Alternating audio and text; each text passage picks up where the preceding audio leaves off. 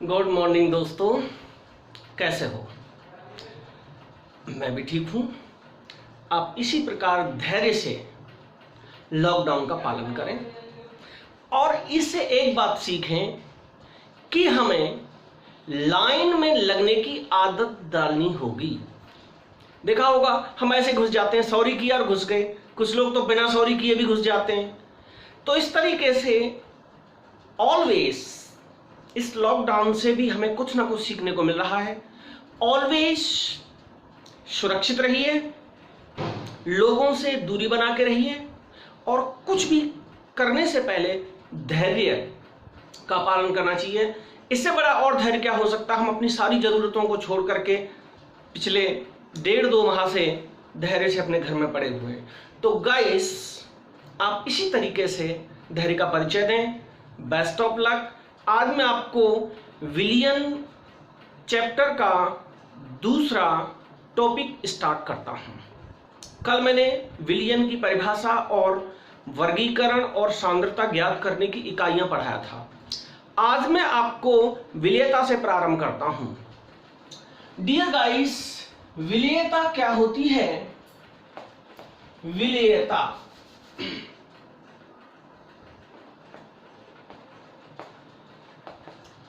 विलेयता को कहते हैं सॉल्युबिलिटी।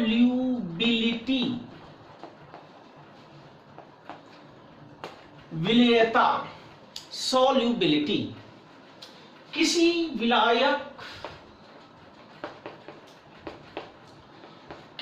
विलायक के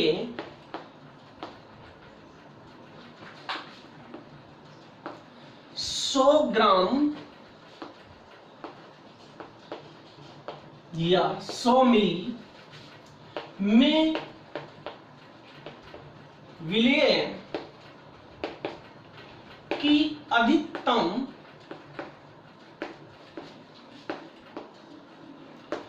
घुली हुई मात्रा को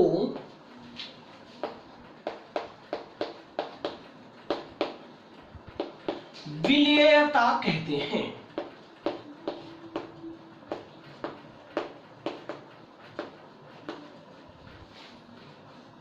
तो गाइस, समझ में आपकी में आ गई होगी। किसी विलायक कहते हैं जिसकी मात्रा ज्यादा होती है। किसी विलायक के 100 ग्राम या 100 मिली में विलेय की अधिकतम घुली हुई मात्रा को, कितना अधिकतम विलेय घुला हुआ है, मात्रा को बेटा विलेयता कहते हैं। तो गाइस, मैं आज गैसों की द्रव्य विलेयता, गैसों की द्रव्य विलेयता, ये बहुत इंपॉर्टेंट टॉपिक है। गैसों की द्रव्य विलेयता पर चर्चा करूंगा। देखिए, सभी गैसें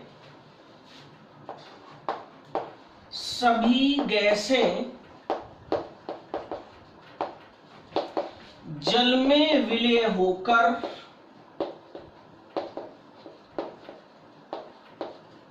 वास्तविक विलयन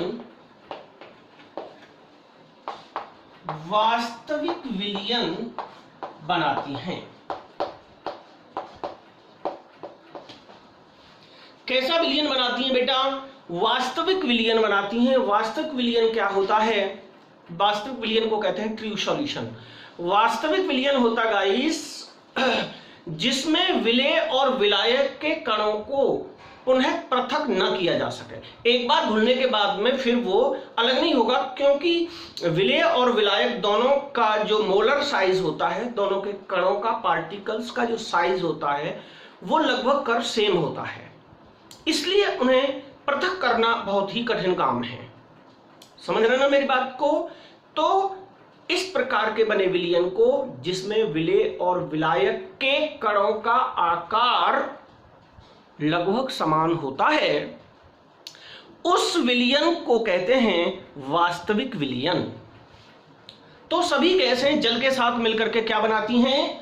वास्तविक विलयन बनाती हैं। अब क्या होता है फिर?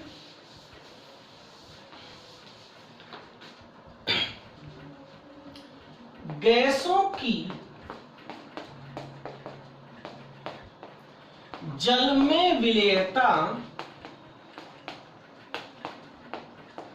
भिन्न भिन्न होती है, भिन्न भिन्न होती है। कैसी होती है बेटा? विलेयता भिन्न भिन्न होती है। तो इसके लिए एक यहां इसी गैसों की इसमें एक शब्द आता है अवशोषण गुणांक। मैं हर टॉपिक को लेकर चलता हूं। अवशोषण गुणांक क्या होता है? किसी गैस का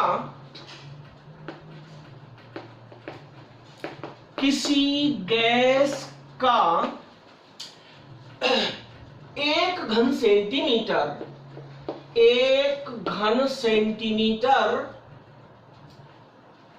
में आयतन, एक घन सेंटीमीटर में आयतन जो एक घन सेंटीमीटर जल में घुला हो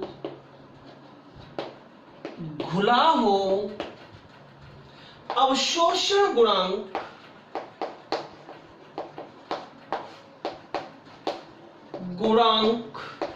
कहलाता है।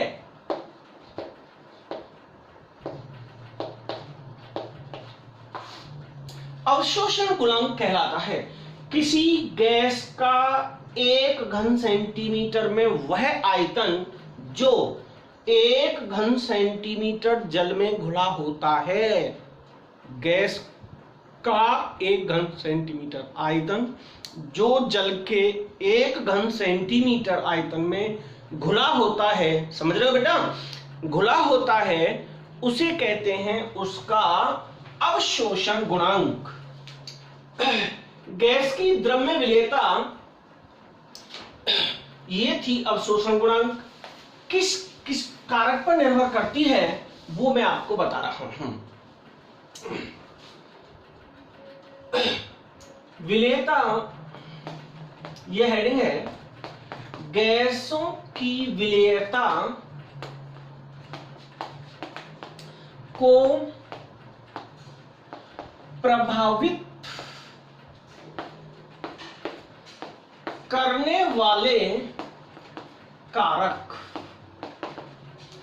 पहला कारक है गैस की प्रकृति, nature of the gas, gas की प्रकृति। तो गैस की प्रकृति आपको याद रखना है। अगर गैस ध्रुवीय है तो वह ध्रुवीय विलायक में अधिक विलेय होगी, और अगर गैस अध्रुवीय है गाइस तो वह अध्रुवीय विलायक में अधिक विलेय होगी। एक साइंटिस्ट थे हेनरी, मैं अभी हेनरी का नियम बताऊंगा। एक साइंटिस्ट थे हेनरी। हेनरी ने कहा था सेम डिजॉल्व सेम, समान समान को घोलता है। तो जब मैं ऐसे पढ़ा रहा था समान समान को घोलता है, एक स्टूडेंट नटखट तो होते ही हैं, पीछे से बोला सर प्लीज। मैंने कहा हाँ बोलो बेटा। बोला सर सौदा को घोलता है। सामान को सौदा बोलते हैं ना, तो मैंने सामान नहीं कहा था, मैंने तो सामान कहा था, परंतु बच्चे की आदत है, तो उसने क्या कहा सौदा को घोलता है। तो आप याद रखेंगे इस ट्रिक को, सौदा को घोलता है, वही ट्रिक बन गई। तो क्या कहेंगे? सेम को घोलता है, समान समान को घोलता है। तो मैं यहां लिख देता हूं समान को घोलता है। Same dissolve same. तो जिस प्रकार की गैस होगी, अगर गैस ध्रुवीय है तो वो ध्रुवीय विलायक में घुलेगी, गैस अगर अध्रुवीय है तो अध्रुवीय विलायक में घुलेगी। ध्रुवीय विलायक उसे कहते हैं गाइस जिसमें प्लस और माइनस होते हैं। जैसे जल है H प्लस OH माइनस, जल में है कि नहीं? H प्लस का है, OH माइनस का है, तो जल कैसा विलायक है? ध्रुवीय विलायक है। ओके, जल कैसा विलायक है? ध्रुवीय विलायक है, तो उसमें कौन सी गैसें अच्छी तरह से घुलेंगी? ध्रुवीय में अध्रुवीय घुलती हैं। तो गाइस मैं कुछ गैसों का क्रम यहां लिख रहा हूं।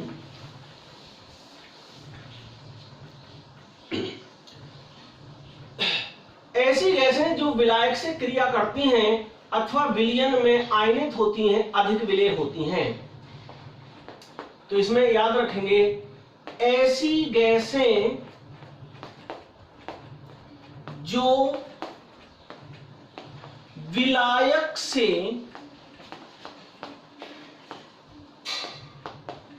क्रिया करती हैं तथा विलयन में आयनित होती हैं, विलयन में आयनित होती हैं, वे अधिक विलेय होती हैं। वो क्या होती हैं बेटा? वो अधिक विलेय होती हैं। तो बात आपकी समझ में आ गई। वो गैसें अधिक विलेय होती हैं, उसका कारण यही है कि ध्रुवीय विलायक ध्रुवीय में विलेय होगा, अध्रुवीय अध्रुवीय में होगा। ध्रुवीय होगा तो अच्छी तरह से क्रिया करेगा। तो जैसे उदाहरण में आपको यहां बता रहा हूं, NH3 HCl SO2 गैसें जल में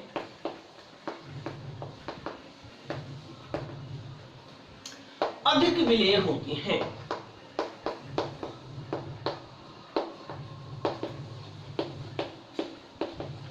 क्यों होती हैं बेटा? ये ध्रुवीय होती हैं क्योंकि ये जल से क्रिया कर देती हैं। देखिए H2O ने NH3 से क्रिया की तो क्या बनेगा गाइस? NH4, एक H इसके साथ चला गया, OH अमोनियम हाइड्रोक्साइड बन गया। ऐसे ही H2O से HCl क्रिया कर लेगा तो क्या बनेगा बताइए गाइस? H2 से HCl क्रिया करेगा तो क्या बनेगा? H3OCl। तो इस तरीके से ये आयनित जो गैसें होती हैं वो अधिक क्रियाशील करती हैं। इनकी जो विलेयता का क्रम होता है ये होता है गाइस, इनकी जो विलेयता का क्रम होता है, 1 घन सेंटीमीटर जल में, 1 घन सेंटीमीटर जल में विभिन्न गैसों का अवशोषण गुणांक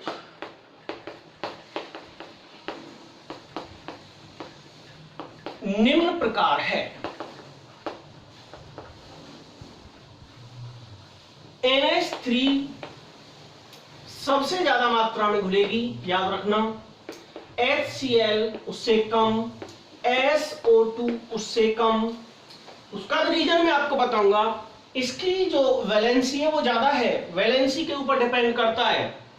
इसके बाद में आता है गाइस H2S, उसके बाद में आता है CO2, उसके बाद में आता है C2H2, एसिटिलीन बोलते हैं इसको, फिर O2, फिर N2। N2O2 CO2 जल की अपेक्षा एथिल अल्कोहल में अधिक विलेय होती हैं। ये जो गैसें होती हैं ये जल की अपेक्षा C2H5OH में अधिक विलेय होंगी। उसका रीजन बेटा ये है कि ये क्यों होंगी, क्योंकि ये जो गैसें हैं ना O2 N2, इनके अणु एक ही प्रकार के हैं। O2 कैसे बनती है? OO। N2 कैसे बनती है? NN। ध्रुवीय नहीं है, ये अध्रुवीय हैं। और जो एथिल अल्कोहल है, जितने भी कार्बनिक यौगिक होते हैं वो भी सभी कैसे होते हैं? वो भी सभी अध्रुवीय होते हैं। तो वही नियम लागू हो गया ना हेनरी का, सेम डिजॉल्व सेम, समान समान को घोलता है। तो गाइस इस तरीके से ये गैसों की विलेयता का क्रम है।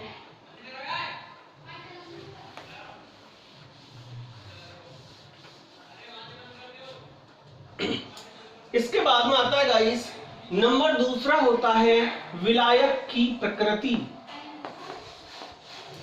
विलायक की प्रकृति तो वही यहां भी लागू होगा।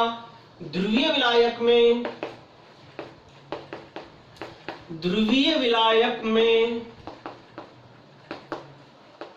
ध्रुवीय गैस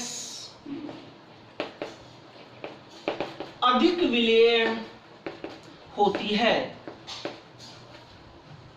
गाइस ताप का प्रभाव, विलेयता पर ताप का प्रभाव, तो आपने ताप के प्रभाव में ला-सातेलिए का नियम पढ़ा होगा। याद रखना, ताप में वृद्धि पर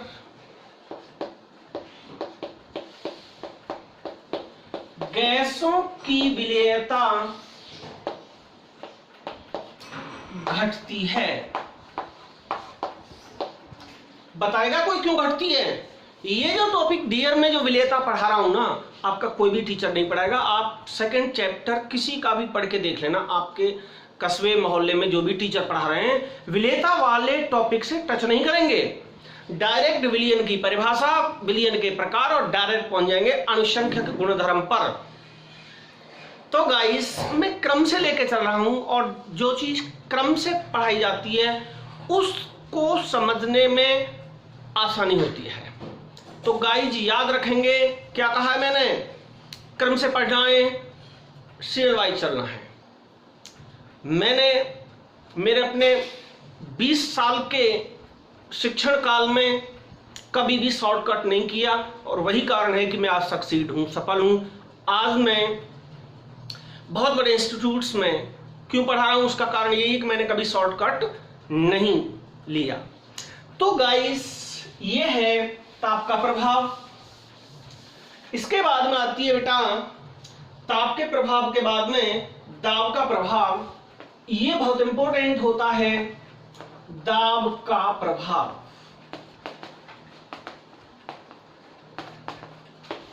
मैं आपको बोर्ड्स पर बड़े बड़े अक्षरों से क्यों लिख रहा हूं, आपने देखा होगा जनरली टीचर्स लोग मार्कर से पढ़ा रहे हैं, छोटे छोटे उनका लिखा हुआ भी समझ में नहीं आ रहा, दिखाई नहीं दे रहा। तो मैं जानबूझ करके मैंने ऐसा बोर्ड लिया है जिस पर खड़िया चौक चलाया जा सके, खूब बड़ा बड़ा लिखा जा सके, आपको दूर से ही दिखाई दे जाए। समझ गए ना? तो इसलिए दाब के प्रभाव में इसमें यहां हेनरी का नियम लागू होता है। ये वेरी इंपॉर्टेंट है, आप याद रखना हेनरी का नियम। हेनरी का क्या नियम था?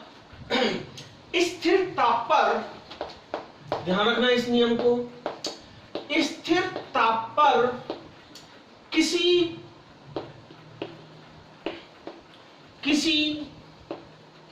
विलायक के इकाई आयतन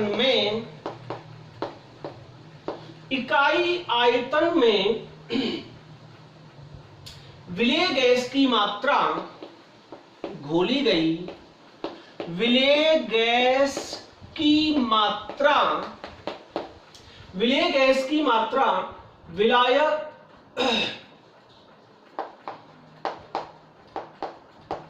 विलायक की सतह पर लगाए गए दाब के समानुपाती होती है। ये गाइस इसकी परिभाषा है किसके? स्थिर ताप पर किसी विलायक के इकाई आयतन में विलेय गैस की मात्रा को याद रखना, एम से डिनोट कर रहा हूं। विलायक की सतह पर लगाए गए दाब को P से डिनोट कर रहा हूं, दाब के समानुपाती होती है। तो यूं कह सकते हैं किसी विलायक में घुली हुई गैस की मात्रा उसके दाब के समानुपाती होती है। m मात्रा, मास, मात्रा समानुपाती होती है P के दाब के। तो सूत्र क्या बन गया हेनरी के नियम का? हेनरी के नियम का सूत्र क्या बन गया? m proportional P, m proportional P बन गया। मास समानुपाती होता है दाब के, या इस चिन्ह को हटाएंगे तो m बराबर k h p, m समानुपाती P, घुली हुई गैस की मात्रा m, उसके दाब P के समानुपाती होती है, या क्या कहेंगे m बराबर kh। जो यहाँ पर गाइस kh है इसी को कहते हैं हेनरी नियतांक। हेनरी नियतांक है, तो ये हेनरी का नियम आ गया m बराबर khp। kh इज हेनरी नियतांक, हेनरी कांस्टेंट।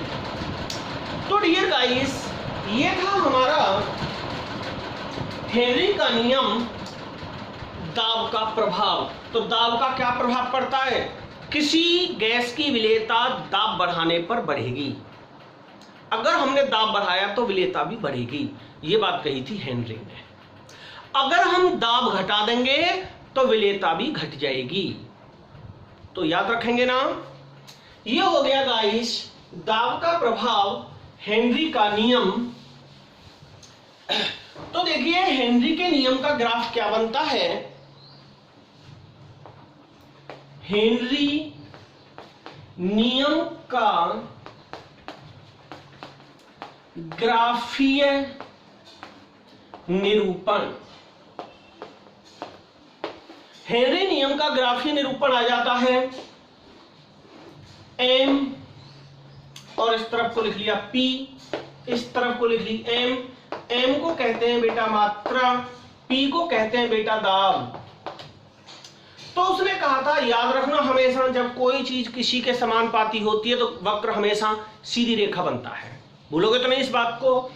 तो इस तरीके से ये इसका वक्र बनेगा हेनरी के नियम का। तो m प्रोपोर्शनल, जब m प्रोपोर्शनल P होती है तो वक्र क्या बनता है, हमेशा याद रखना सीधी रेखा बनता है। इसका मतलब यह है कि जैसे जैसे प्रेशर बढ़ता चला जाएगा वैसे वैसे घुली हुई गैस की मात्रा भी बढ़ती चली जाएगी, m प्रोपोर्शनल P। यह है हेनरी के नियम का वक्र ग्राफ। इसके बाद में आता है हेनरी नियम की सीमाएं। हेनरी नियम की क्या सीमाएं हैं? देखिए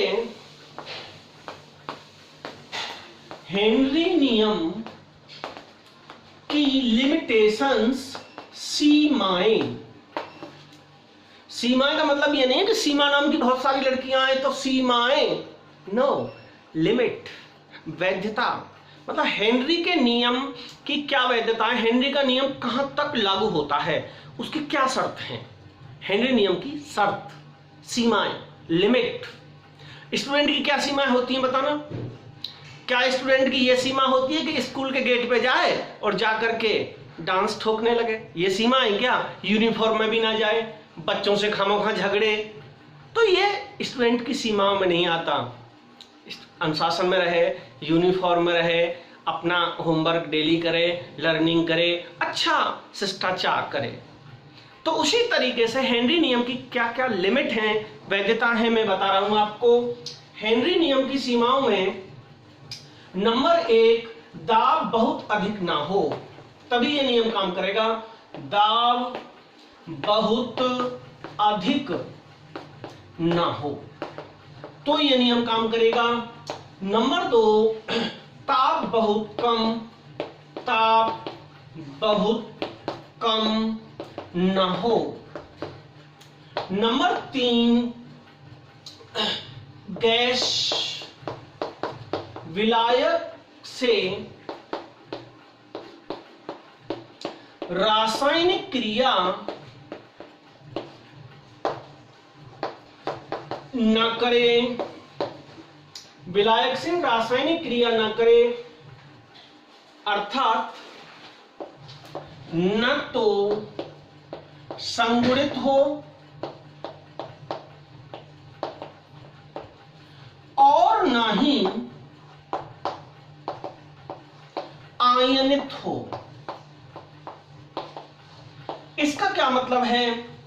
जो हमने गैस विलायक में मिलाई है वो न तो उसमें जाकर के मिलकर के कोई नया कंपाउंड बना दे और ना ही आयनित हो जाए, खुद टूट जाए। तो गाइस ये भी बात आप याद रखेंगे। और नंबर 4 है गैस की विलेयता विलायक में कम हो, यानी कि नंबर 4 याद रखना, विलयन तनु हो, विलयन तनु हो। कल मैंने आपको तनु और सांद्र पढ़ाया था। तनु का मतलब होता है पतला विलयन, जिसमें विलेय अपेक्षाकृत कम होता है, विलायक ज्यादा होता है। तो ये 4 हेनरी नियम की सीमा है। दाब बहुत अधिक ना हो, ताप बहुत कम ना हो, तो ही हेनरी का नियम काम करेगा बेटा। गैस जो मिलाई गई है, गैस विलायक से कोई भी रासायनिक क्रिया ना कर ले। ये नहीं है कि गैस ने जाके दोस्ती कर ली उससे, नो फ्रेंडशिप, क्रिया ना करे, ना तो उसमें संगुणित हो जाए, मिल जाए, और ना ही उसमें जाकर के टूट जाए, आयनित हो जाए। और नंबर 4 है विलयन तनु होना चाहिए, तो ही यह नियम काम करेगा, अदरवाइज नहीं करेगा। हेनरी नियम की सीमाओं का जो मैं ग्राफ आपके लिए बना रहा हूं, अगर हेनरी नियम में विचलन हो गया, अगर ताप बहुत अधिक कर दिया, मतलब दाब बहुत अधिक कर दें, यदि ताप बहुत कम तथा दाब बहुत अधिक कर दिया जाए तो हेनरी नियम का पालन नहीं होता। तो हेनरी नियम का पालन नहीं होता। हेनरी नियम में क्या कहा था कि इस तरीके से m प्रोपोर्शनल ये होना चाहिए। हेनरी नियम में ये कहा था कि नहीं कहा था? लेकिन बेटा ध्यान रखना, जब ताप बहुत कम हो जाता है, दाब बहुत अधिक हो जाता है, तो ये जो ग्राफ है कुछ देर तक तो इस तरीके से समानुपात में चलता है, बढ़ता है और फिर पैरेलल हो जाता है। तो गाइस ध्यान रखेंगे, फिर जो है समानुपाती ना होकर के इस तरीके से ये m है, ये p है। तो गाइस ध्यान रखेंगे, तो हेनरी नियम का ग्राफ इस तरीके से हो जाता है, कुछ देर ऊपर जाता है, फिर पैरेलल हो जाता है, समानांतर हो जाता है। हेनरी नियम का पालन होगा तो ग्राफ अप होता चला जाएगा, उन्नयन होता चला जाएगा, बढ़ता चला जाएगा। और यदि हेनरी नियम का पालन ना हो तो ग्राफ कुछ देर तो ऊपर बढ़ेगा, फिर समानांतर नीचे आ जाएगा। ये हेनरी नियम की विचलन का ग्राफ है, उसके नियम का पालन नहीं करता, तब ये ग्राफ है, ध्यान रखेंगे आप। तो गाइस इस तरीके से मैंने गैसों की विलेयता से रिलेटेड हेनरी का नियम पढ़ाया। अब गाइस मैं लेता हूं वाष्प दाब। विलेयता के बाद मेरा दूसरा टॉपिक है वाष्प दाब। वाष्प दाब को कहते हैं वेपर प्रेशर। वाष्प दाब, वेपर प्रेशर। वाष्प दाब क्या होता है बेटा, बताइए।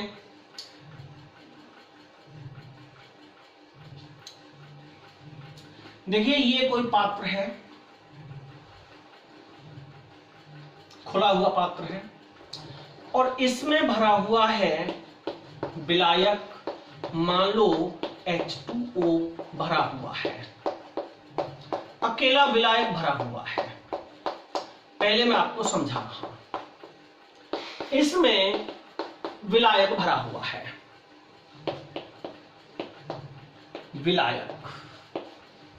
विलायक वो होता है जिसमें विलयन में जिसकी मात्रा अधिक होती है। जैसे पानी को सार्वत्रिक विलायक कहते हैं। यूनिवर्सल सॉल्वेंट कौन है, याद रखना, पानी। तो विलायक है, मान लो इसमें H2O भरा हुआ है, इसको यहां से हम हीट कर रहे हैं, इसको यहां से हम गर्म कर रहे हैं। गर्म जब गर्म करेंगे तो क्या हो जाएगा बेटा, इसकी भाप बनेगी। गर्म करने पे क्या होगा, इसकी वाष्प बनेगी और वाष्प ऊपर चली जाएगी। ये इसकी सतह है, ये इसकी पानी की सतह है। समझ रहे हैं ना। जब गर्म किया तो वाष्प बनी, वाष्प को कहते हैं वेपर, वेपर बनी, वाष्प बनी। ठीक है, हमने क्या किया, जब इसे गर्म किया तो वेपर बनी। इस वेपर द्वारा, इस वाष्प द्वारा द्रव की सतह पर लगाया गया दाब वाष्प दाब कहलाता है। जो इस पर दाब जो लग रहा है उसे कहते हैं वाष्प दाब। क्या बोलते हैं बेटा, वाष्प दाब। देखिए मैं इसको परिभाषित कर रहा हूं। जब किसी द्रव को गर्म किया जाता है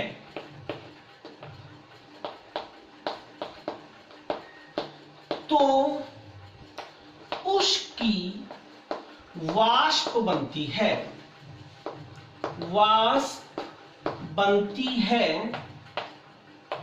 वाष्प द्वारा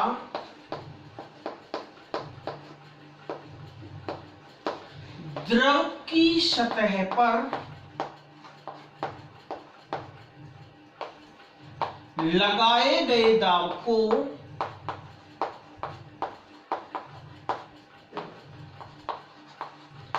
वाष्प दाब P कहते हैं। लगाए गए दाब को वाष्प दाब P कहते हैं। ये पानी गर्म हो रहा था, वाष्प बन रही थी। वाष्प द्वारा किसी द्रव पर लगाए गए दाब को वाष्प दाब कहते हैं, वेपर प्रेशर कहते हैं। ये बात आपकी समझ में आ गई होगी। उसको क्या कहते हैं आप इसे समझ लीजिए, और 1 मिनट में कोई दिक्कत नहीं हुआ जा रहा। खुले होने के कारण वाष्प बाहर निकलती चली जाती है, वायुमंडल में विलय हो जाती है। ठीक है ना। क्रिया प्रतिक्रिया का नियम चलेगा। जितना दाब, जितनी ज्यादा वाष्प बनेगी उतना ज्यादा दाब लगेगा। जितनी ज्यादा वाष्प बनेगी उतना ज्यादा द्रव की सतह पर लगेगा। न्यूटन का 3rd लॉ काम करेगा। क्रिया प्रतिक्रिया का नियम, रिएक्शन पर रिएक्शन। ये घटना तो किस में हो रही है, खुले पात्र में। यहां तक आ गई समझ में। अब मैं थोड़ा आगे चलता हूं बेटा।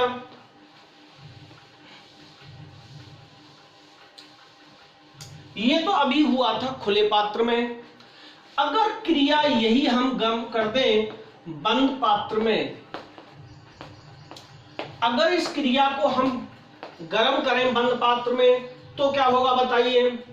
एक निश्चित समय तक तो देखिए ये पात्र है और ये यहां से ढका हुआ है, ढका हुआ है, कवर्ड है, और इसमें भरा हुआ है वही विलायक पानी।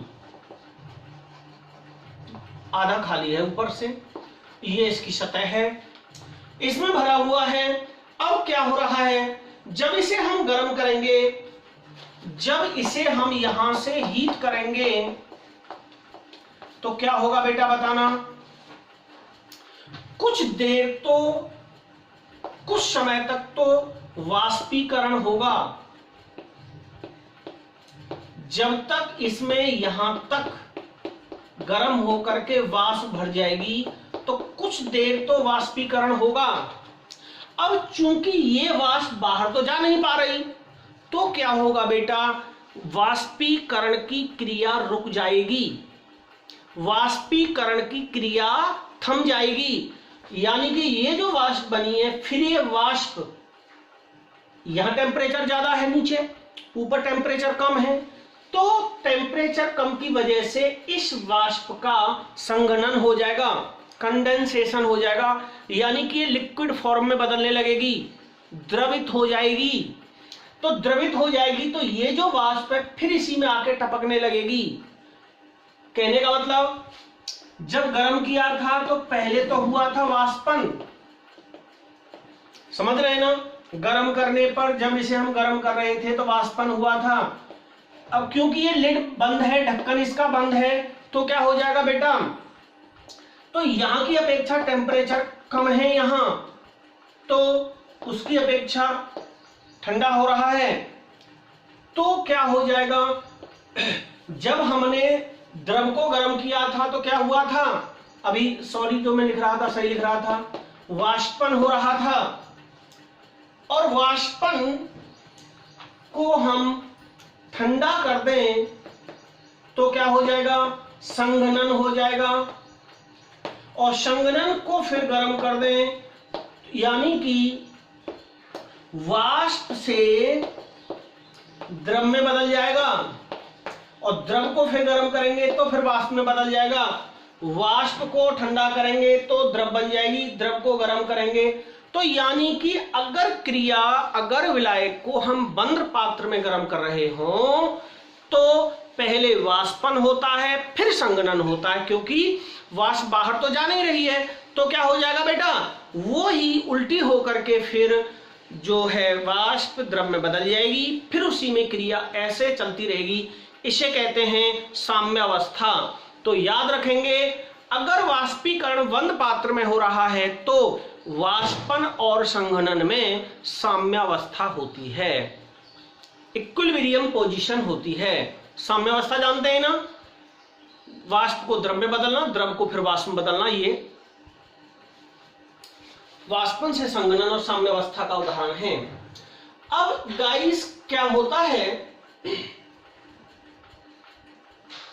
एक निश्चित ताप पर साम्यावस्था में वाष्प के अणुओं द्वारा, तो इसकी परिभाषा क्या निकल के आई, एक निश्चित ताप पर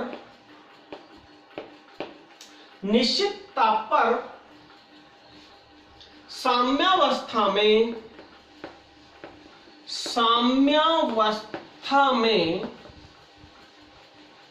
में वाष्प के अणुओं के द्वारा द्रव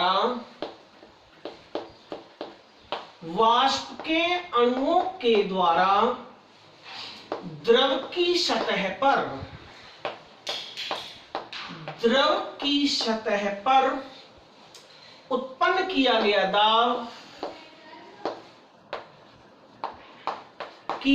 गया दाब संतृप्त वाष्प दाब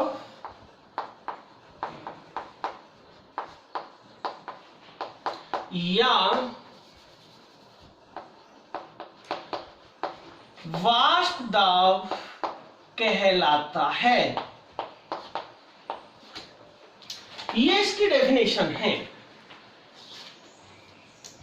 एक निश्चित ताप पर साम्यावस्था में वाष्प के अणुओं के द्वारा द्रव की सतह पर उत्पन्न किया गया दाब संतृप्त वाष्प दाब, ये संतृप्त वाष्प दाब के नाम से भी आ सकता है, संतृप्त वाष्प दाब या वाष्प दाब कहलाता है।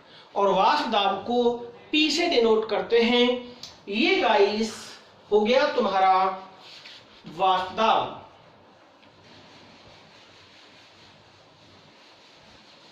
जो शुद्ध विलायक, अब देखिए अब क्या होता है गाइस, वाष्प दाब हो गया,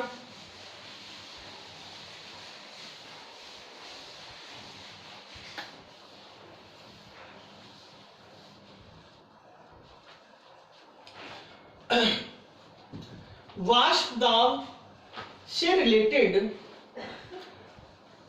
राउले ने नियम दिया। राउले का नियम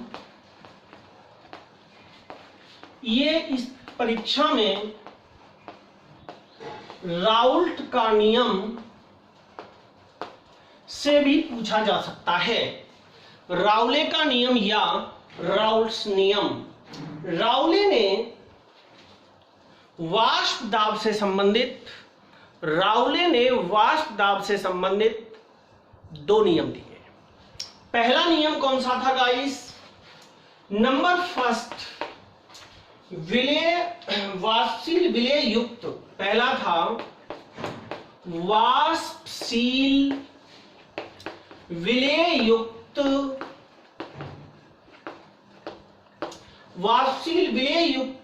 विलयन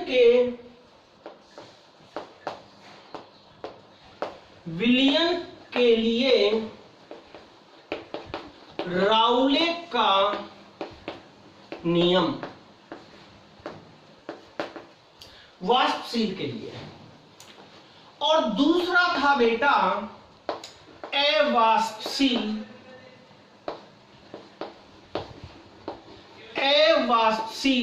विलेय युक्त विलयन के लिए राउले का नियम। वाष्पशील और अवाष्पशील के लिए। अब देखिए गाइस, पहले नियम को लेता हूं।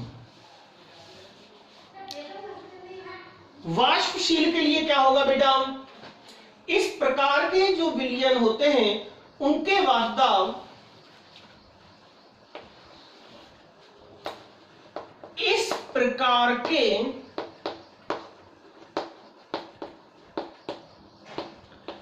विलयन का वाष्प दाब विलेय और विलायक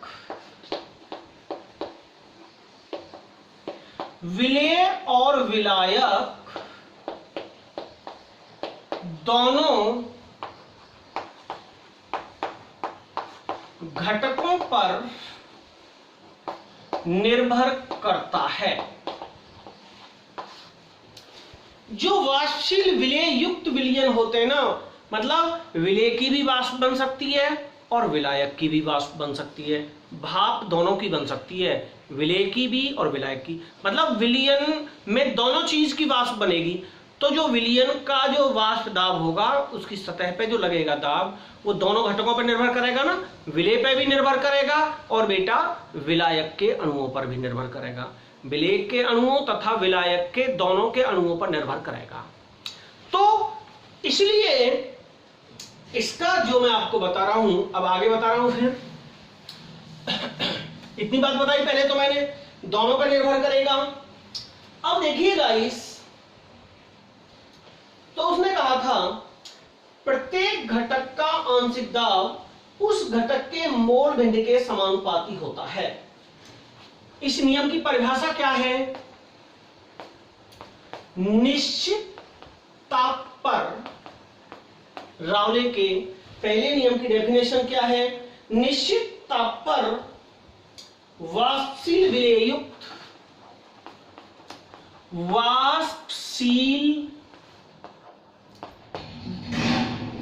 विलेय युक्त विलयन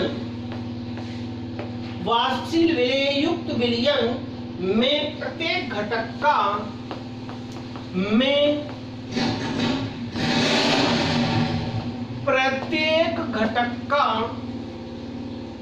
आंशिक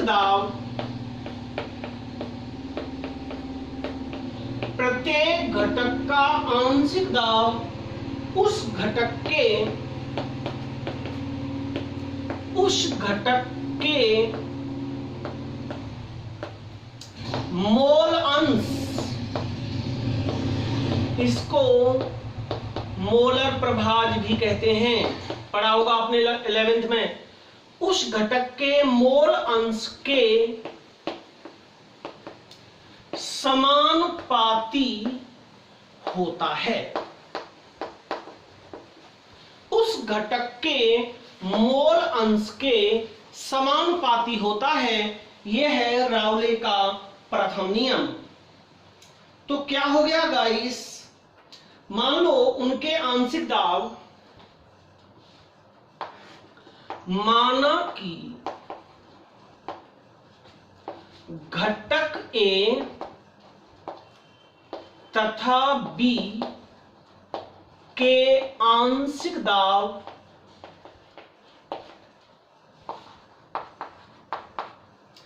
क्रमशः PA1 PB और मोल अंश क्रमशः, यहां तक समझ में आ गया। जो घटक है हमारे पास दो हैं, ए और बी, उनके आंशिक दाब हमने ए का PA मान लिया, बी का PB मान लिया, और इनके जो मोल अंश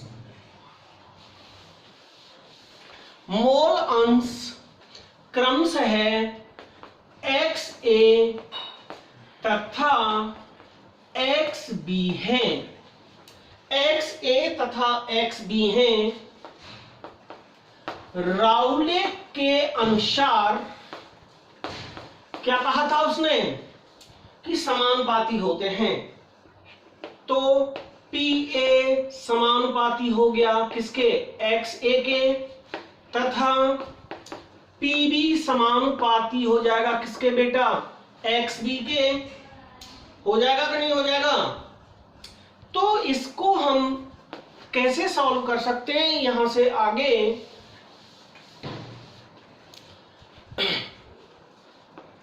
अब इस चिन्ह को जब हटाएंगे हम तो क्या हो जाएगा बताना, PA बराबर P0A, इसकी जगह पर हमने कांस्टेंट लगा दिया XA, और इसका क्या हो जाएगा बताना, PB बराबर P0B इंटू XB हो जाएगा कि नहीं हो जाएगा बताइए। हमने समानुपाती का चिन्ह हटा दिया, हमारा समीकरण 1 तथा समीकरण 2 बन गया। अब गाइस क्या होगा, P0A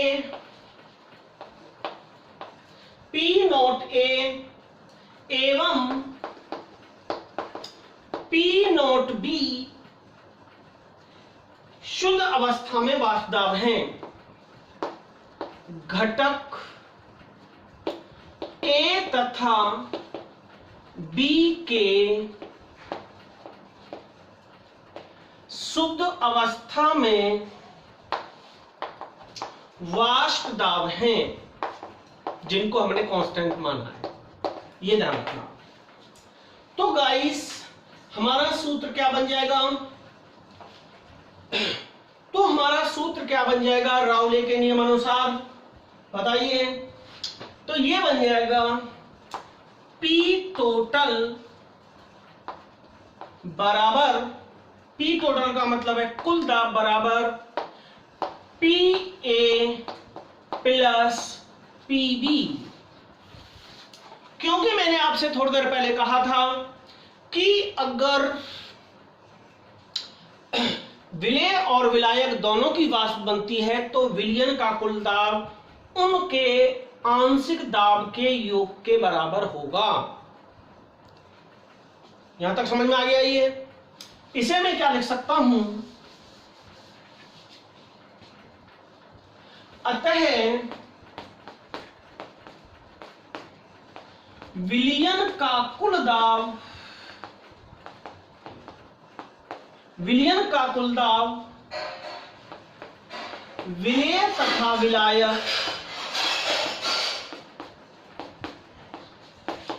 के आंशिक दाब, विलेय तथा विलायक के आंशिक दाब के योग के बराबर होता है। अगर आपको उस डेफिनेशन को याद करने में प्रॉब्लम हो तो इसको लिख करके आ सकते हैं PA प्लस PB, ये बात कही थी राउले के प्रथम नियम में। किसी विलयन का वाष्पशील विलय के लिए किसी विलयन का कुल दाब उसमें उपस्थित घटकों के आंशिक दाब के योग के बराबर होता है। तो P टोटल का मतलब कुल दाब बराबर PA प्लस PB, ये बात कही थी राउले ने। तो देखिए इसके लिए राउले का वक्रीय निरूपण में करता हूं। राउले नियम का वक्रीय कहते हैं ग्राफ बनाना, वक्रीय निरूपण।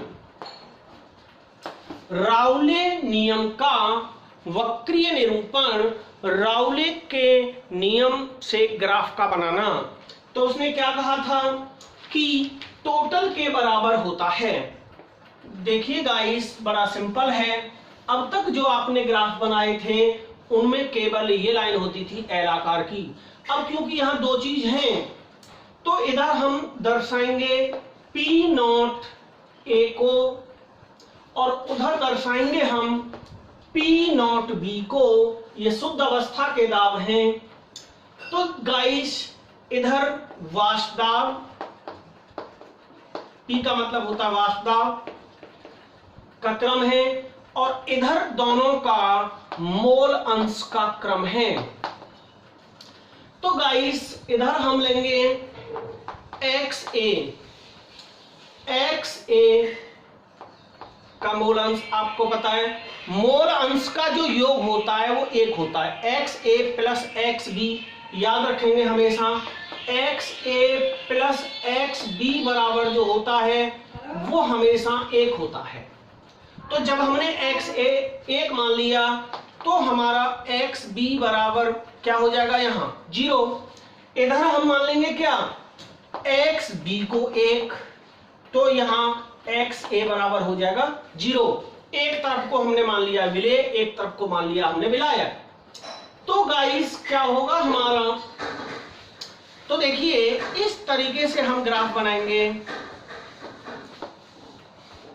एक तरफ को विलय का कोई सा भी आप मान लेंगे और एक तरफ को हमने मान लिया क्या, विलायक का, एक तरफ को मान लिया। सीधी रेखा जाएंगी और अभी कहा था कि इन दोनों का योग, ये भी सीधी रेखा होगा, इन दोनों का जो योग होता है वो P टोटल के बराबर होता है। यह है PB बराबर P not B into XB। इधर मान लेंगे हम PA बराबर P not A into XA। ये राउले के दोनों सूत्र हैं।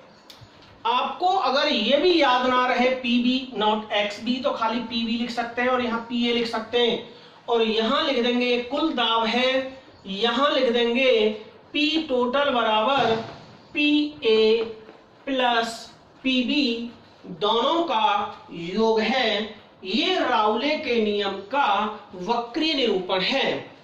विलय तथा विलायक के आंशिक दाब का योग कुल दाब के बराबर होता है। यह है राउले नियम का वक्रीय निरूपण।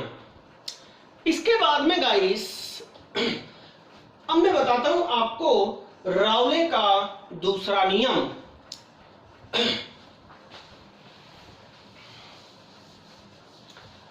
पहला वाष्पशील के लिए था, नंबर 2